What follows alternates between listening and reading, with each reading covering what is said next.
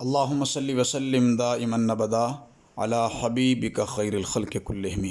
ہم بستری کے دوران اذان شروع ہو جائے تو کیا حکم شرعی ہے؟ اذان کا جواب دیا جائے یا نہیں؟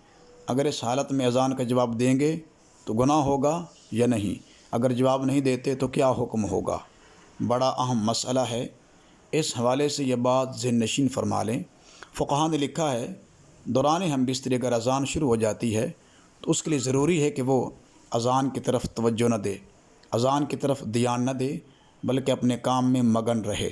ہاں، ہم بستری سے فراغت کے بعد ابھی تک غسل نہیں کیا کہ اذان شروع ہو گئی تو اب اس صورت میں اذان کا جواب دے گا اور گناہگار نہیں ہوگا۔ امید ہے بات سمجھ آئی ہوگی۔